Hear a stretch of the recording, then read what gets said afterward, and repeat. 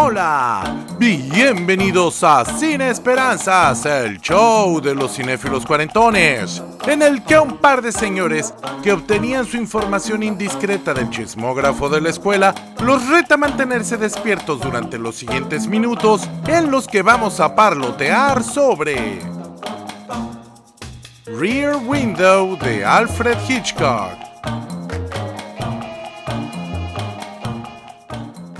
Bienvenidos, estamos aquí reunidos una vez más para celebrar nuestro ritual de amor por el cine en Cine Esperanzas, el show de los cinéfilos cuarentones en el que Paquito Rodríguez y un servidor, Fernando Carrillo Fink, comentamos películas que nos han marcado, películas de estreno y películas que tal vez por alguna razón consideramos que han sido relevantes. El día de hoy vamos a comentar una película que es universalmente aclamada como una película relevante.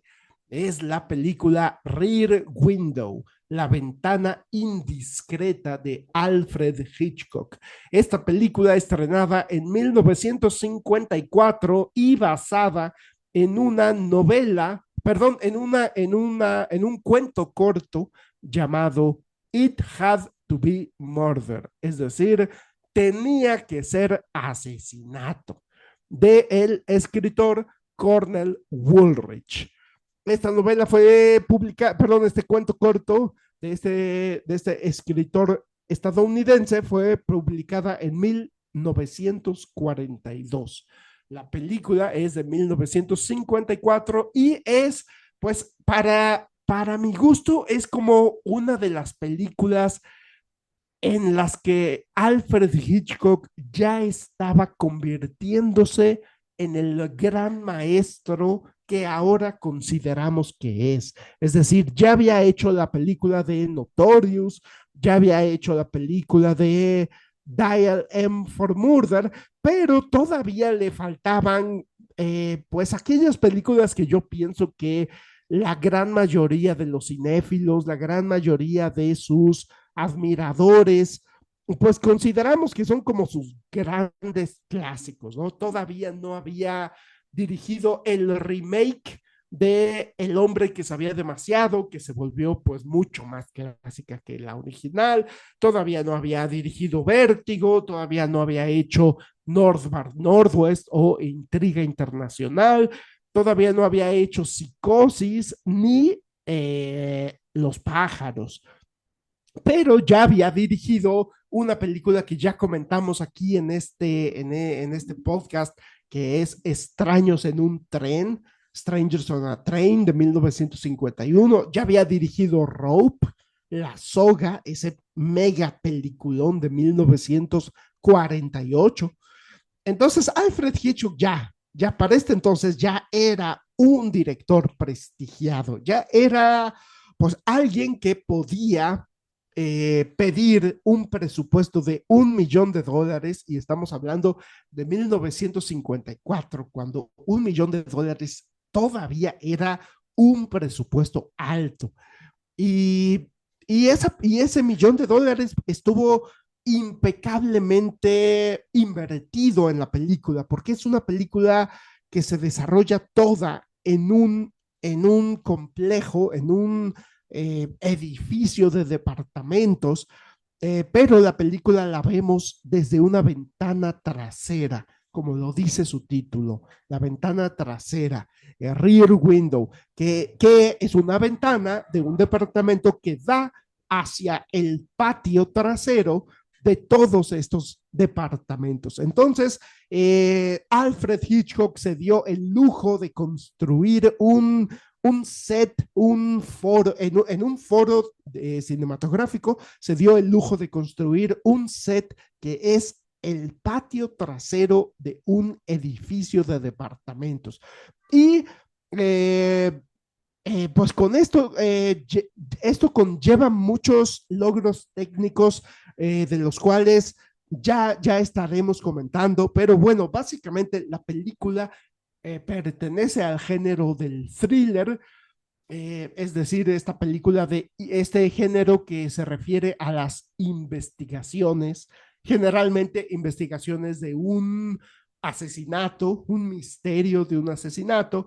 Como ya hemos mencionado en este podcast, existe el thriller policíaco, existe el thriller detectivesco, que se refiere a los detectives privados, existe el thriller de espionaje, como el género del 007, y existe este que yo le llamaría a La Ventana Indiscreta un thriller como fotoperiodístico. O le llamaría yo un thriller detectivesco, nada más que en este caso el detective que investiga un asesinato es un fotoperiodista. Este fotoperiodista está recluido momentáneamente, temporalmente en su departamento, interpretado impecablemente por James Stewart, eh, y es un periodista que se rompió una pierna, entonces está en una silla de ruedas, contrata a una señora para que le ayude, para que le cocine, para que lo limpie, para que lo lave, y tiene una novia interpretada ni más ni menos que por la estrella Grace Kelly, que en ese tiempo estaba en la cúspide de su fama, y resulta que este hombre, interpretado por Jimmy Stewart, pues está aburrido y se la pasa espiando a sus vecinos a través de esta ventana trasera de su departamento, y se la pasa espiando a los vecinos a través de las ventanas traseras de sus respectivos departamentos, hasta que descubre o hasta que comienza a sospechar que uno de estos vecinos, el señor Thorwald, asesinó a su esposa. Es decir, a través de observar la conducta de este hombre, a través de, después de un ruido, un grito que escucha, un grito femenino con un sonido de un cristal que se rompe, que escucha en la noche, este personaje interpretado por James Stewart comienza a observar al señor Thorwald y darse cuenta de que sus conductas son muy sospechosas, de que sus conductas indican que tal vez mató a su esposa, y no solo la mató, sino que la cortó en pedacitos y que la ha estado sacando del departamento en un maletín que tiene, un maletín de aluminio, que utiliza para su trabajo, porque el señor Thorwald es un de esos vendedores ambulantes. Entonces, este personaje, este periodista, L.B. Jeffries, interpretado por James Stewart, le comenta tanto a su novia, interpretada por Grace Kelly, como a la señora que le ayuda, a la que contrata para ayudarle en su incapacidad, pues les comenta que sospecha que el señor Thorwald asesinó a su esposa. Y lo que sigue es un thriller, una película de investigación, que además es intimista, es un thriller claustrofóbico que se desarrolla todo en un departamento, y vemos lo que sucede en los otros departamentos, pero todo lo vemos desde la perspectiva de la ventana del departamento de L.B. Jeffries. Entonces, yo me atrevo a decir que es una película claustrofóbica. Poco a poco, estos dos personajes, que acompañan a James Stewart, pues se van convenciendo de que sí, de que el señor Thorwald asesinó a su esposa. Después presenciamos la muerte de un perrito que estaba investigando demasiado, y la película hace gala de un suspenso sofocante, hasta que llega a un clímax que no les voy a arruinar por si no la han visto, pero es una película que te mantiene en suspenso todo el tiempo.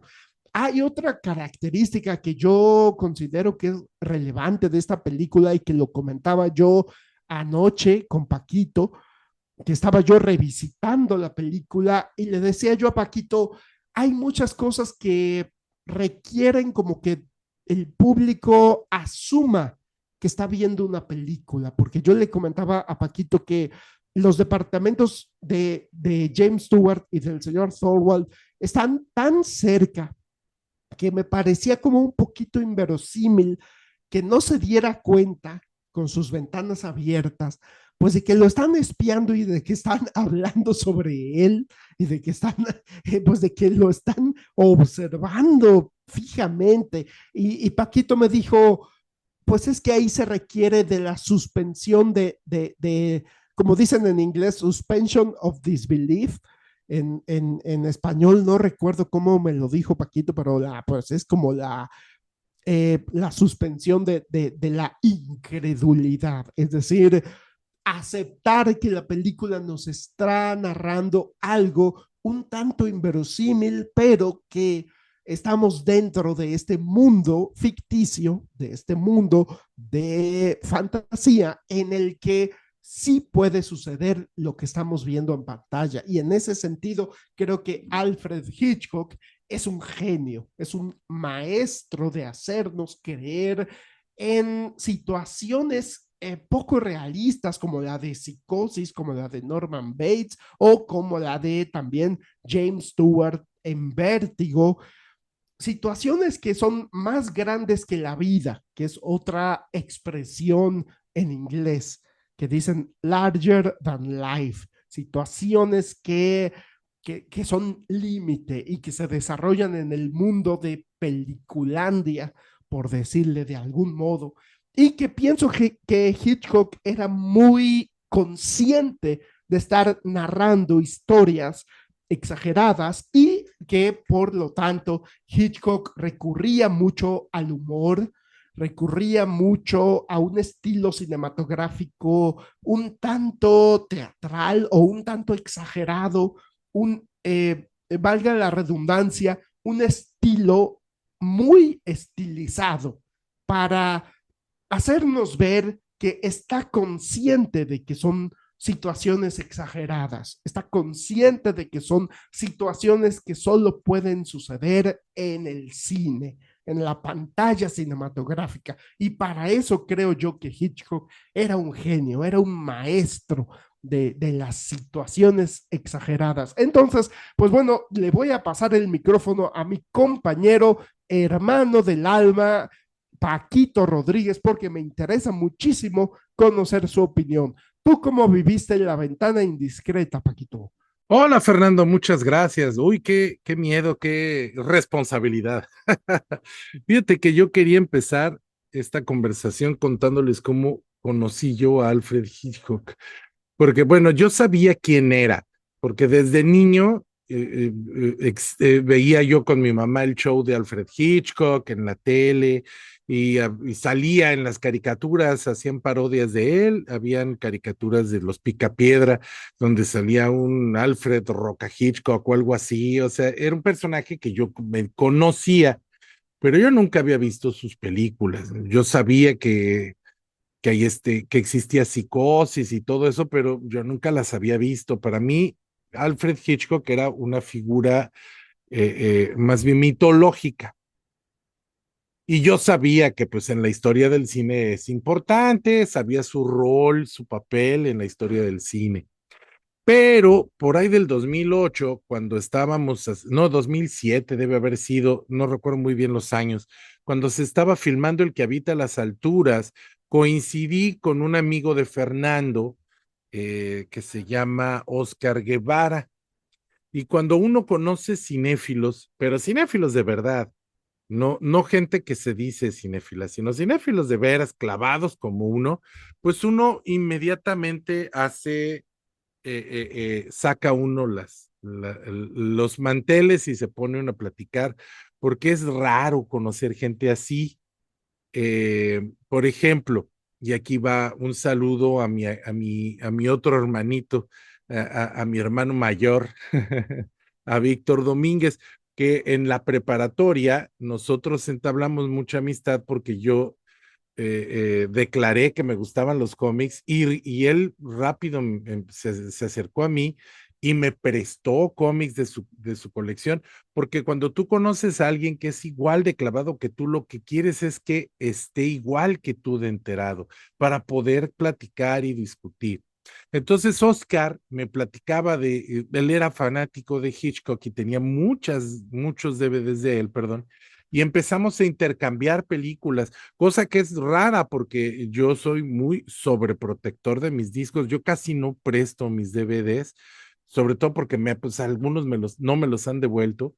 Y en esa época yo prefería copiarte, sacarte una copia del DVD que prestártela, pero con Oscar era diferente porque éramos cinéfilos. Y él me empezó a prestar sus copias de Hitchcock. Y así fue como empecé a conocer yo a Alfred Hitchcock. Pero cuando llegué a Rear Window, a la ventana indiscreta, pues llegué a un tesoro. Hay dos películas que para mí se me hacen infalibles de Hitchcock. Se las pones al grupo más apático de chamaquitos universitarios y todos responden a esas películas porque están tan bien hechas que no pueden evitar sentir atracción. Una es The Rope, la soga, que creo que ya la abordamos en estos micrófonos, y la otra es Ventana Indiscreta. Son películas que están diseñadas muy bien, meticulosamente para atrapar tu atención desde el primer minuto.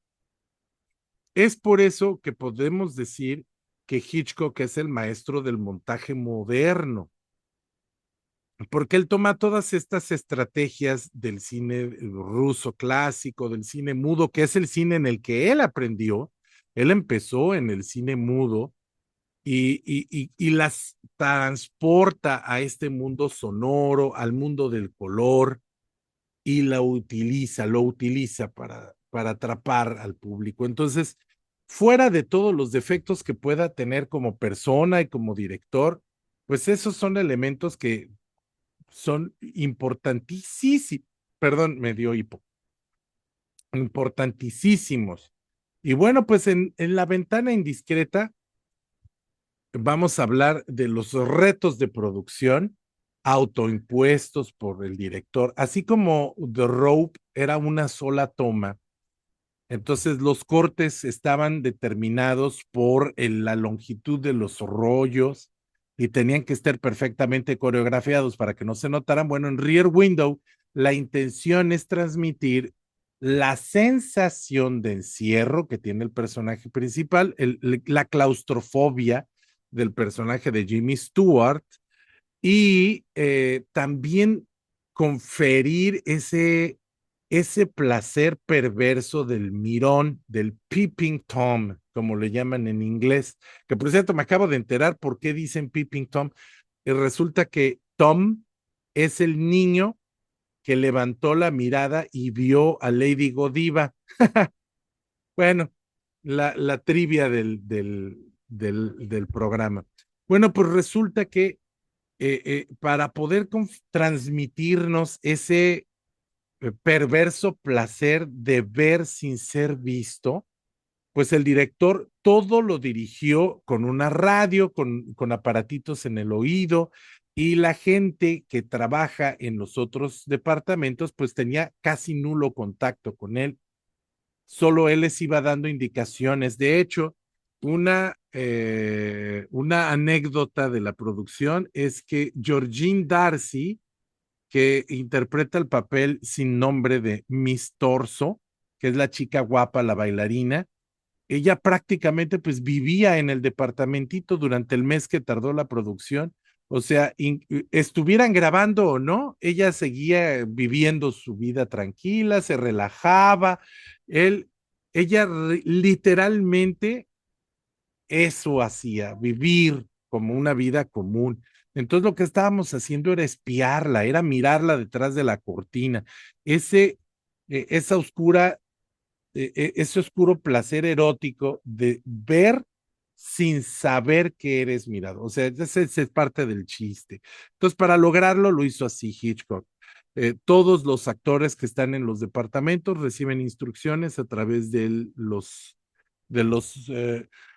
radios. Incluso por ahí hay una secuencia donde hay unas personas que están forcejeando con un colchón y eso lo hizo porque Hitchcock a uno le dio la instrucción de mover el colchón para un lado y a la otra le dio una instrucción de mover el colchón para el otro y entonces no supieron qué hacer y se empezaron a pelear y a Hitchcock le dio mucha risa y lo dejó porque eso era lo que él quería, que se viera fresco, que se viera lo más natural posible, aun cuando efectivamente, como dice Fernando, tenemos que aplicar la suspensión de la incredulidad, porque muchas de las cosas que pasan porque el guión lo dice. Entonces, pues sí, yo incluso celebro la escena, una de las escenas al principio de la película, en la que va paseándose la cámara y nos va mostrando el interior del departamento de este personaje y nos va como si fuera sin querer, o diría Chespirito, sin querer queriendo, nos van mostrando las fotos de este fotógrafo intrépido que se llama, mira, aquí ya encontré el dato, es que no me acordaba, Jeffries. Y una de las fotos es la del vehículo de carreras que está a punto de golpearlo.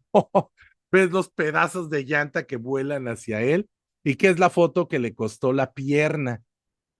Y eso es nos libró de tener que escuchar 30, 40 segundos de diálogo explicando cómo se lastimó la pierna. Nos evitó la necesidad de escuchar 20 o 40 segundos de diálogo explicando que se trata de un fotógrafo del peligro. Más aún, un maestro mío, el maestro, ay, es que olvidé su apellido. Eh, Ay, se me olvidó, pero ahorita me voy a acordar de él. Es un maestro que yo quise mucho. Él nos decía que Hitchcock tenía la habilidad para meter cosas censurables en su película, pero que no fueran censurables. Entonces, hay una secuencia que empieza que sale de oscuros y vemos a Grace Kelly saliendo, poniéndose los guantes. Y con eso ya sabemos que acaba de acostarse con este Jeffries. No sale poniéndose las medias, no es vulgar, no sale enseñando cuerpo, no sale abotonándose el vestido, solamente poniéndose los guantes. Y con eso tú ya entiendes perfectamente qué pasó. Si la comparamos con otra película de su época que también está muy buena, que se llama Peeping Tom, que es una película que le costó al director la carrera, este, porque era tan escandalosa Peeping Tom que la censuraron y bueno, le costó toda su carrera al muchacho este. Esa película existe porque Martin Scorsese la rescató. Y de hecho la rescató mutilada porque hay escenas que ya no se pudieron rescatar, hay diálogos que quedaron tronchos y que ya casi quedaron para siempre porque desaparecieron. Pero esa película no tiene ese filtro, ese ojo que tenía Hitchcock para evitar la censura. Y es algo que él supo manejar también, que bueno, pues su carrera entera fue haciendo películas sobre temas escandalosos como Psicosis, de la que ya hablamos también en este programa, y se salía con la suya. Recuerden que Hitchcock hace cine de autor en una época en la que no se podía hacer cine de autor porque los productores controlaban todos los aspectos creativos. Y Hitchcock fue el que agarró y encontró la manera de salirse con la suya. Pero bueno, vamos a regresarle el micrófono a Fernando para que tengamos que decir en la segunda participación. Gracias, Fernando, por escucharme. Te va de retache. Muchas gracias, Paquito.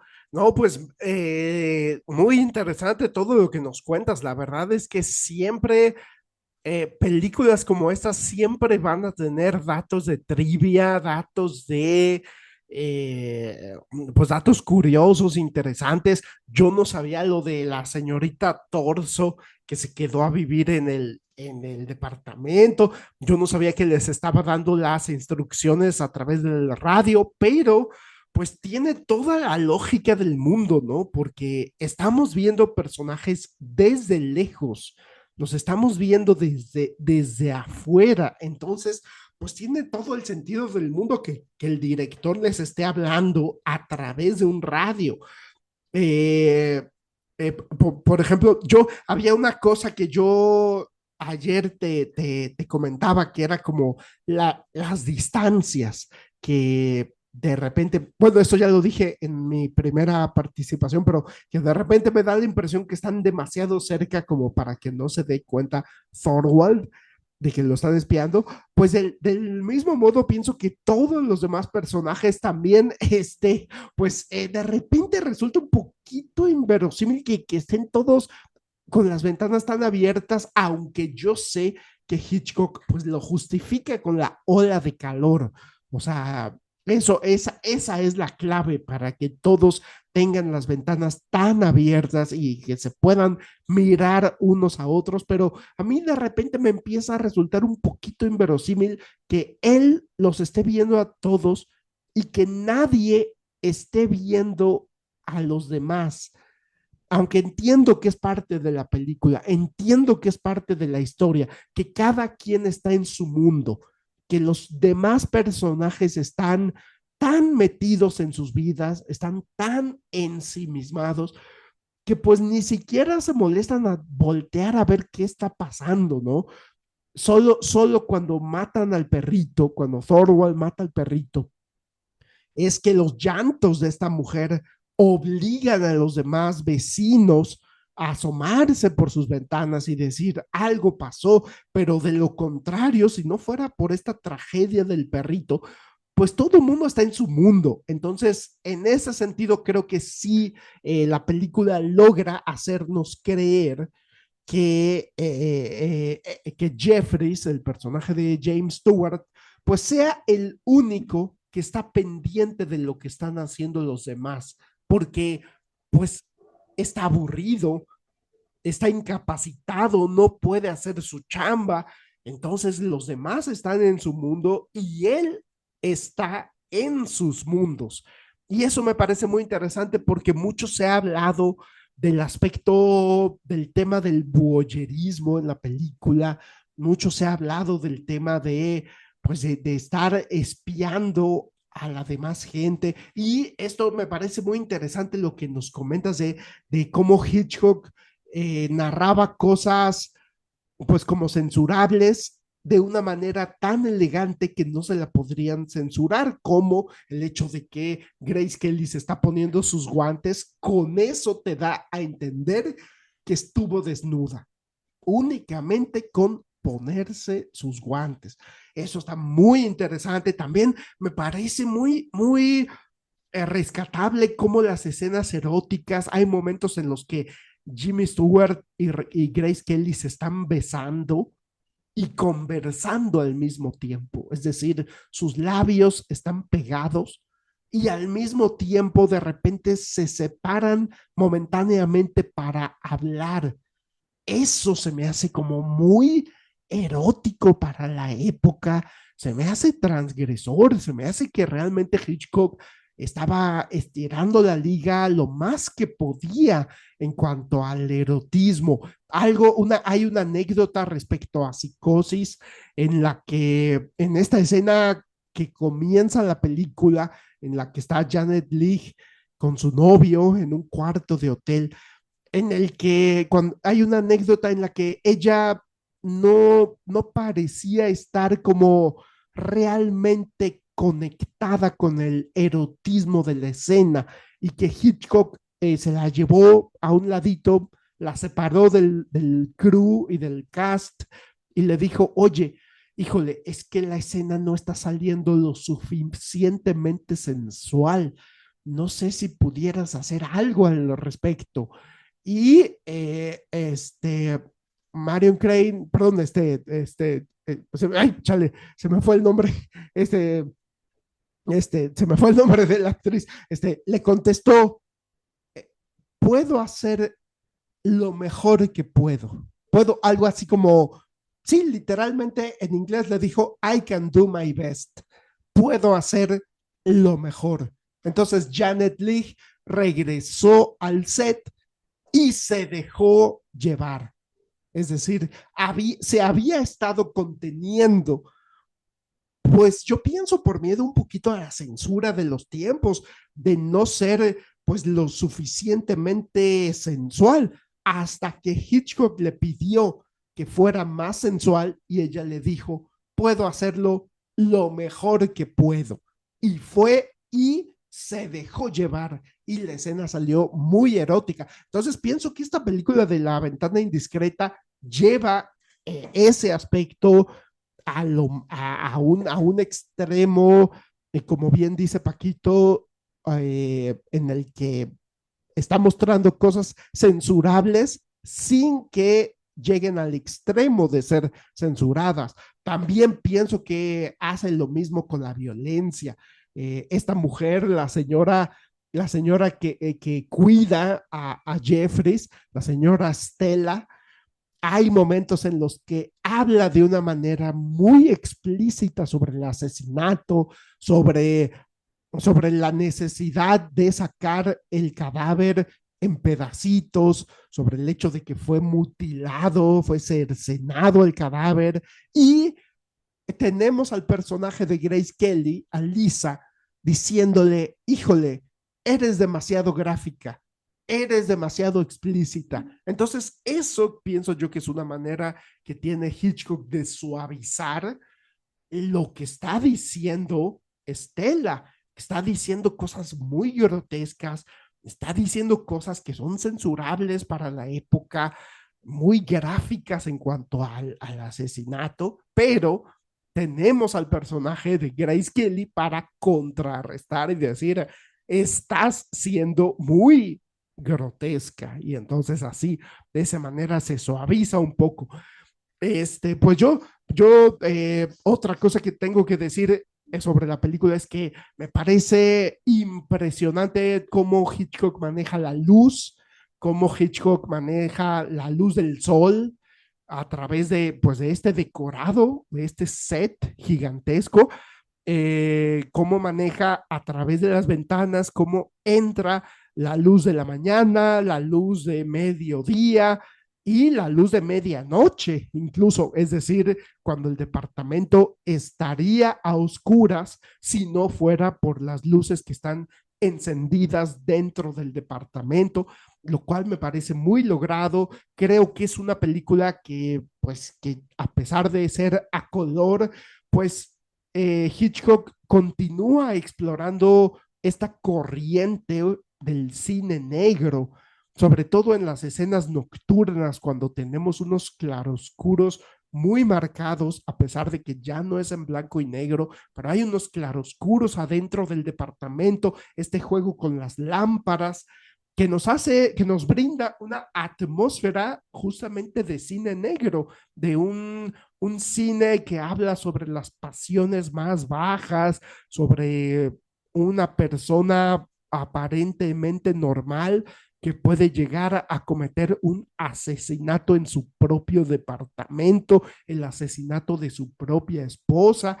Creo que Hitchcock mantiene viva la tradición del cine negro, del film noir, a pesar de que es una película a color. Y un dato curioso de trivia es que este foro, este set, tenía un sistema de drenaje muy bien instalado para la escena en la que llueve, para que no se les inundara el set en la escena de la lluvia. Y me parece interesantísimo cómo pues hoy en día con la tecnología digital se puede crear lluvia de manera digital, lluvia falsa, y te quitas de problemas, pero en ese tiempo era necesario crear lluvia adentro del foro. Entonces, a la hora de construir el set, no solo tuvieron que ajustar muy bien la iluminación, como por ejemplo, como lo hizo Stanley Kubrick en el set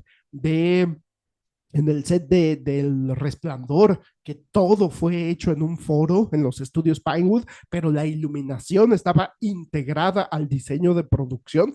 Así lo mismo hizo Hitchcock con La ventana indiscreta, pero también tuvo que tener un sistema de drenaje para una sola escena en la que llueve. Entonces, creo yo que la proeza técnica de esta película es de notarse. Y bueno, le voy a pasar el micrófono a Paquito para su segunda participación. Muchas gracias, Fer. Pues sí, híjole, qué barbaridad, tantas cosas que decir y tan poco tiempo. Bueno, no, la verdad es que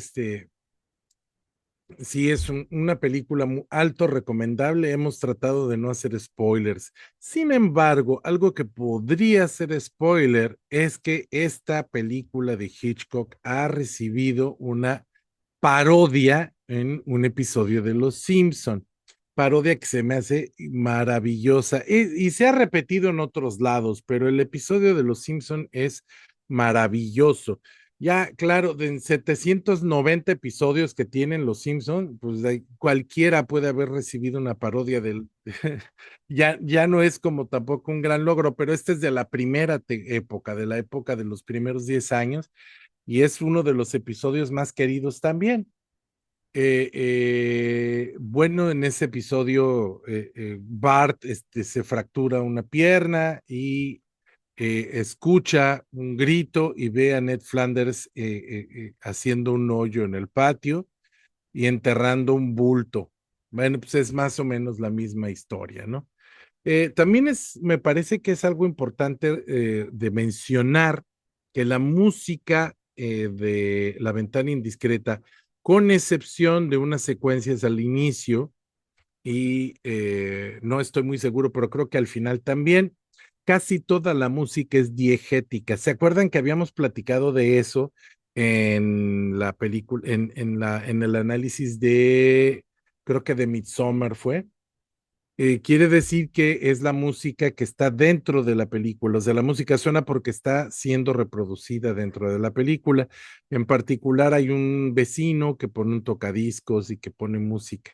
Y eso se me hace bien importante, bien interesante para hacer que el público se profundice o se sienta atrapado por esta historia. Es gracias a esto que, bueno, cuando escuchamos a Miss Torso bailar, que por cierto, sus bailes son coreografías de la misma actriz. Hitchcock le dio libertad y eso se suma a lo que les había contado en la intervención anterior, de que Miss Torso pues prácticamente vivía en su departamentito. Y yo creo que también es bien padre y meritorio de reconocer que aunque tenemos un hilo conductor, que es el misterio, que es este crimen sin resolver, también es bien bonito, bien parte de la película, ver las historias de los demás, ver cómo sufren, cómo se alegran, cómo viven su vida cotidiana, porque insisto, parte del chiste de la película es eso, es vivir la experiencia del mirón, del espía. Yo nunca viví en un edificio de departamentos, pero yo crecí a la sombra de un conjunto habitacional que se llama Jardines de Jalapa, y yo no, yo veía eso, pues, que los vecinos se escuchaban arriba, se escuchaban abajo, se veían enfrente, todos tenían que tener un montón de cortinas, gruesas cortinas que taparan sus ventanas, porque pues quedaban enfrente un departamento de otro y había pasillos en el centro que eran jardines comunales que compartidos, y pues sí es un poquito esta ventana indiscreta. Es la persona que se oculta detrás de la cortina para ver al vecino desayunar, bañarse, barrer, trapear, bailar, hacer ridiculeces, y eso es esta película, es un poquito eso. También podemos ver pues cómo el amor entre estos dos personajes se desenrolla, porque pues él es un aventurero fotográfico, ella es una modelo del mundo de la moda, Él no quiere ser fotógrafo de modas, él quiere seguir siendo reportero gráfico y estar en los lugares donde hay guerra y donde hay peligro. Y ella, pues ella lo quiere seguir, pero ella no es aventurera. Entonces, en mucho, el esfuerzo por desentrañar este misterio se da porque el personaje de Grace Kelly quiere recuperar ese amor que se le está yendo de entre los dedos y quiere demostrarle que también puede ser aventurera, que también puede ser eh, eh, enfrentar el peligro y que es más de lo que él piensa. Y pues al final no vamos a spoilear la película, ¿no? Pero es un poco eso, es entender el romance prohibido, el romance prohibido de un fotógrafo del peligro y una modelito. Ella, Grace Kelly, tenía que elegir entre dos películas. Me parece que era On the Waterfront, era una, y Rear Window era la otra. Y la razón por la que eligió Rear Window es porque era sobre una chica que venía del mundo de la moda y ella decía que era un personaje más cercano a ella, que era un personaje que ella entendía mejor porque era el mundo del que venía ella. Y pues así fue efectivamente, logró un papel icónico, algo que opaca su carrera en el mundo de la monarquía, porque pues terminó casada con el príncipe de Mónaco y acabó siendo Grace de Mónaco. Pero eso es irrelevante porque lo que nos importa a nosotros es su preciosa, impoluta carrera cinematográfica, que además se ve tan hermosa en Technicolor, porque una de las características del Technicolor es que como son tres rollos amarillo, magenta y cian, pues los rubios se veían preciosos, se veían imposiblemente rubios. Y pues en esta película ella es increíblemente rubia, que me acabo de enterar ahorita documentándome que estuvimos a punto de perder esa película porque justo el rollo amarillo se había borrado, se estaba desvaneciendo y pensaron que nunca se iba a recuperar, pero le metieron todo el esfuerzo del mundo y ya la tenemos una copia muy cercana a lo que fue originalmente, lo que no deja de ser pues algo maravilloso, algo que se debe, perdón, festejar. Y voy a terminar mi segunda participación, como siempre, mandando un abrazo y un saludo a los sospechosos comunes, a todos aquellos que olvido, perdónenme, no es mala voluntad, pero pues a Briseidi Torres, que es también una fanática distinguida, y a su familia le mando un saludo muy cariñoso. Tenemos también a Omar López, que es el like más veloz del noroeste. Tenemos a Cuauhtémoc Rodríguez, mi papá, a quien le debo mi cinefilia y que además nos pone sendas participaciones, sendos insights en los comentarios de YouTube, que agradezco y que valoro mucho. A Víctor Domínguez, mi hermanito, de quien ya hablé, que es el que me motiva también a estar puntualmente cada jueves. Oigan, llevamos casi un año sin faltar un solo jueves. A mí se me hace eso algo digno de premio. Mándenme por ahí un pastel. Y también Abraham González, que también es una persona que nos comenta casi todos nuestros videos. Es difícil competir contra eso. Y pues muchísimas gracias a todos, todos, todos. Seguimos aquí, nos quedan muchos episodios por delante porque el cine nunca se acaba. Y le devuelvo el micrófono. Ah, no, no, no.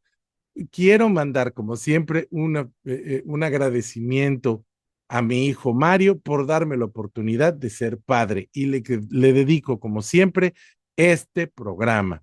Ahora sí, Fernando, te devuelvo el micrófono. Muchísimas gracias por darme la oportunidad de estar aquí conversando contigo. Muchas gracias a ti, Paquito, por darme a mí la oportunidad de estar aquí comentando contigo y por dedicarle este tiempo al podcast.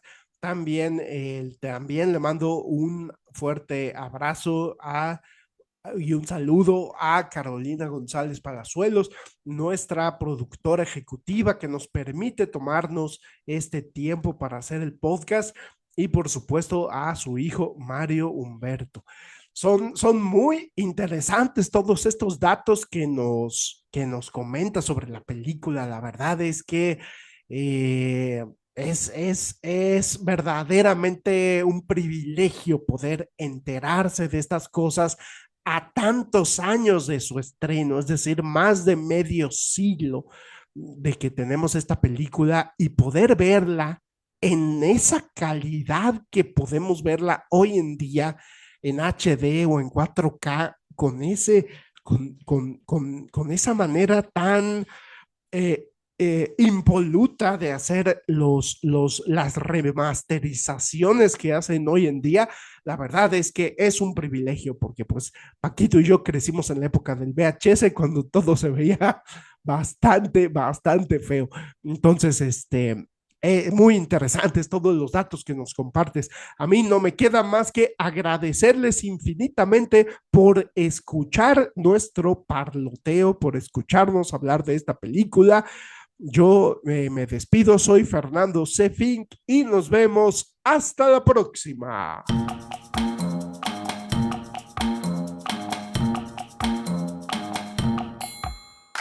Esta fue la 6ª temporada de Sin Esperanzas, el show de los cinéfilos cuarentones, con Fernando Cefín y Paquito Rodríguez. Puedes escucharnos en nuestra página de Facebook, nuestro canal de YouTube y ahora también en Spotify. ¡Hasta la próxima!